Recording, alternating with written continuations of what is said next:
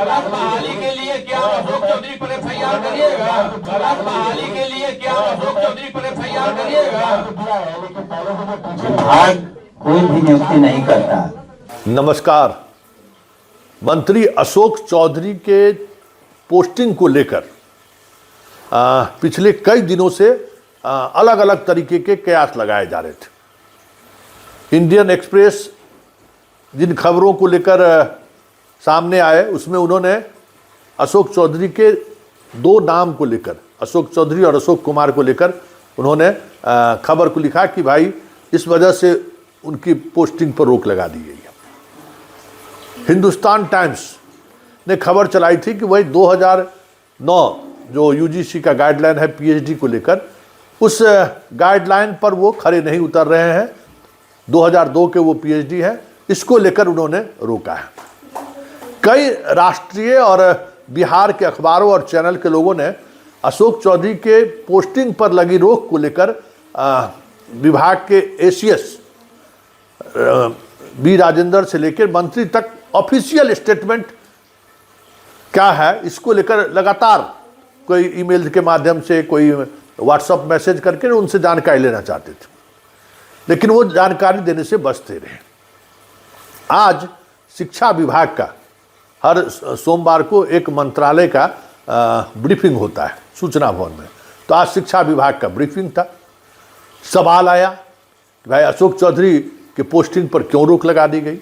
तो जरा सुनिए कि अशोक चौधरी के पोस्टिंग पर रोक लगाने की बात को लेकर मंत्री जी ने कहा क्या है, क्योंकि इसी पर बहुत सारी चीज़ें निर्भर करती थी। लेकिन मंत्री जी यहाँ भी बड़ा कह सकते हैं कि अधकचरी जानकारी देकर वो बाहर निकलते हुए दिख रहे हैं। जरा सुनिए क्या कह रहे हैं मंत्री जी। 70,000 से ज्यादा स्कूल में। मंत्री महोदय, आपके अशोक चौधरी जो मंत्री हैं वो कब ज्वाइन कर रहे हैं प्रोफेसर में? कहाँ समस्या है? उनकी जहाँ समस्या है उनके ज्वाइनिंग में? कमीशन को हम लोगों ने पुनः उनके मामले को भेज दिया है। कमीशन उसमें अपनी मंतव्य देगा, इंक्वायरी देगा। देखिए जो भी लिस्ट आती है वो हम लोगों ने उसका समीक्षा की और उनसे पुनः मंतव्य मांगा है। क्यों मांगा सर, क्या कमी है? कुछ कमी हो हम लोगों ने देखा तो देखिए कुछ बातें जो हैं वो आप निश्चित रूप से जाने कि इसकी सूक्ष्म गहराई से हम लोग देखते हैं और कहीं पर कोई डिफरेंसेस पाया तो इसलिए उनसे पुनः विचार करने के लिए और अपना मंतव्य देने के लिए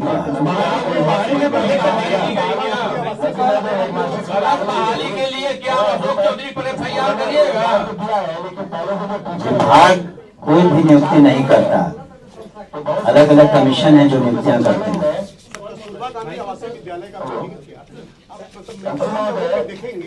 सुन लिए, कुछ कारण है कि उसने आयोग को भेजा है कि आप उसको देखिए।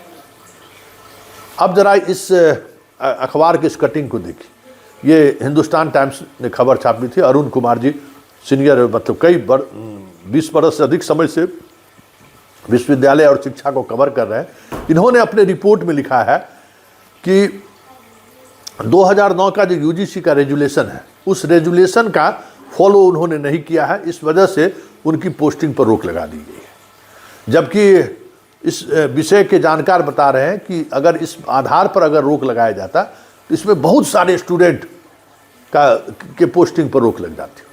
इसलिए ये आधार सत्य ही है, ऐसा लोग मानते हैं।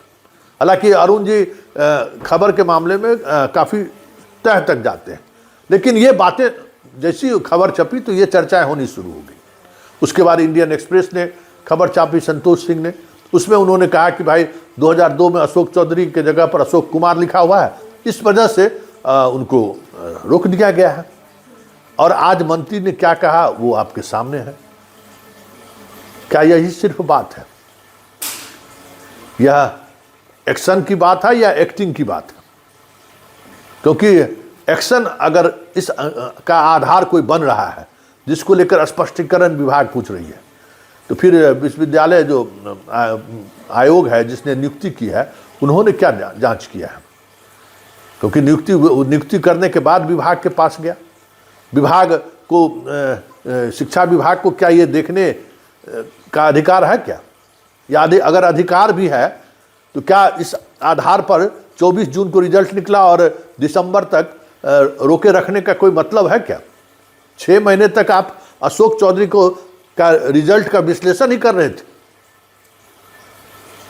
यह संयोग है या प्रयोग है? बड़ा सवाल है। क्योंकि आप एक ऐसा कैंडिडेट जो बिहार सरकार में मंत्री भी हैं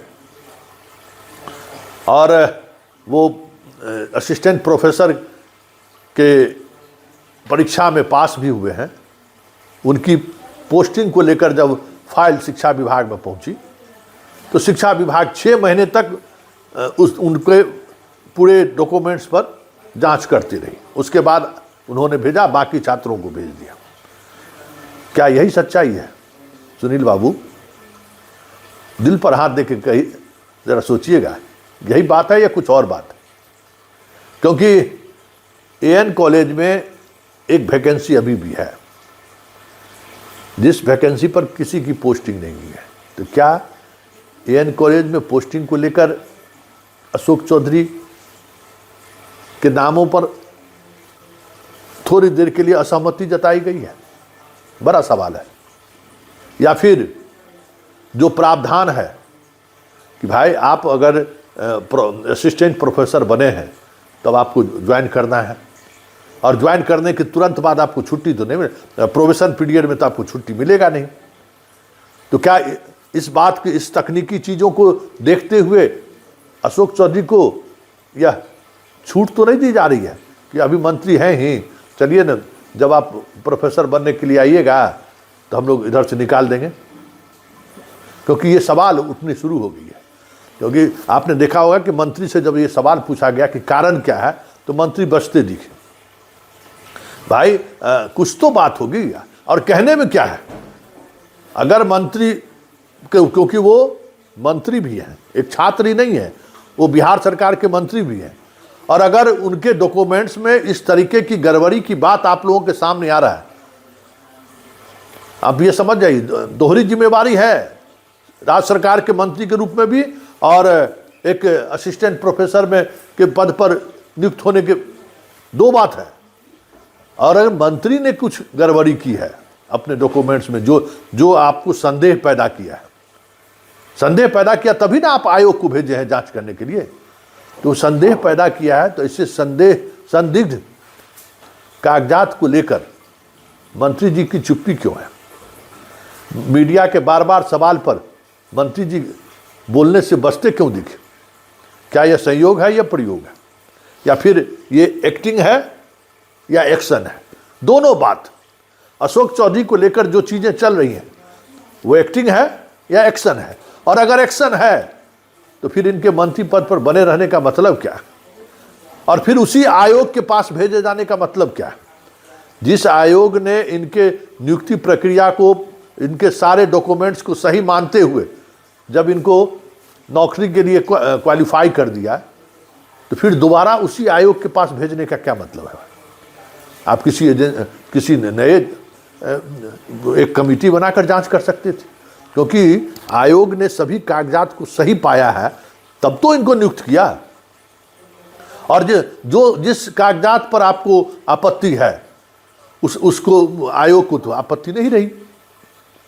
आयोग का काम तो नहीं है कि भाई अशोक चौधरी और अशोक कुमार जो डॉक्यूमेंट्स में बदलाव की बात कर रहे हैं तो उसका तो अशोक चौधरी वाला भी उन्होंने दिया है। तो फिर ये सारी बातें, मतलब अगर मान लीजिए आयोग ने उस बात को अनदेखी की है तो एक कमेटी से जांच करवा लेते, अब फिर दोबारा उनके पास भेजने का क्या मतलब है, जिसने गलती कर दी देखने में। इसी तरीके से एएन कॉलेज में पद रिक्त होने के बावजूद भी पॉलिटिकल साइंस का पद किसके लिए बचा कर रखा गया, सवाल है ना। इसी तरीके से सवाल ये भी है कि अशोक चौधरी के मामले में जो कुछ भी सामने है वो सच से परे है या फिर सच के करीब भी नहीं है। क्योंकि आप जो थंब रूल है, या यूँ कहे कि ये कानून आपको मानना ही मानना है, कि आप असिस्टेंट प्रोफेसर के रूप में जहाँ कहीं भी आपकी अभी पोस्टिंग होगी, आपको नौकरी ज्वाइन करना ही करना होगा।